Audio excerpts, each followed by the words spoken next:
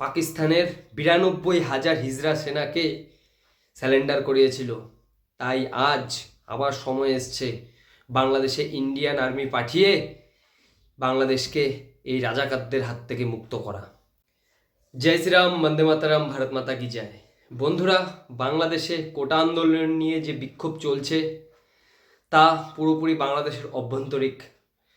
সেই ব্যাপার নিয়ে আমি কোনো মন্তব্য করব না, কিন্তু আমার বক্তব্য একটা, যদি আমার মতে আপনারা একমত হন অবশ্যই কমেন্টে জানাবেন।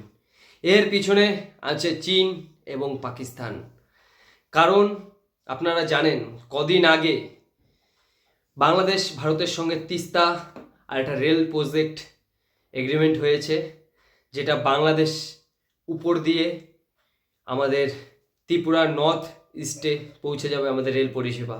এর ফলে আমাদের যে চিকেন নেক, ভারতবর্ষে যে চিকেন নেক বলা হয় নর্থ ইস্টের শিলিগুড়ি করিডোর, সেখানে চীনের অনেকটা সমস্যা হয়ে দাঁড়াবে। আর চীন এই প্রজেক্টটা পাওয়ার জন্য অনেক চেষ্টা করেছিল, সেটা পায়নি। তো আজ বাংলাদেশে যারা এই কোটা আন্দোলন করছে তার পিছনে চীনের ইন্ধনের ফলে কিছু বাংলাদেশের প্রধানমন্ত্রী বলেছিল যে রাজাকার, যে 1971-এর যুদ্ধের সময় বাংলাদেশে কিছু বাংলাদেশি লোকজন যারা পাকিস্তানের সাথ দিয়েছিল তাদেরকে বলা হয় রাজাকার। তারাই আজ চীন পাকিস্তানের থেকে পয়সা নিয়ে বাংলাদেশে এরকম উচ্ছৃঙ্খল করে তুলছে, একের পর এক জায়গাকে আগুনে পোড়ানো হচ্ছে। কারণ এই সরকারকে তারা, শেখ হাসিনা সরকারকে ফেলে দিতে চায়। এই সরকার পড়ে গেলেই এই প্রজেক্টগুলো, মেন উদ্দেশ্য আমাদের মাথায় রাখতে হবে, ভারতের যেই প্রজেক্টগুলো এগুলো যেন কোনো রকমভাবে এদের করতে দেওয়া যাবে না, বন্ধ করে দিতে হবে। এটাই ওদের মূল উদ্দেশ্য। এর পিছনে পাকিস্তানের থেকে পয়সা নিয়ে, চীনের থেকে পয়সা নিয়ে বাংলাদেশের প্রধানমন্ত্রী বলেছিল যে রাজাকার।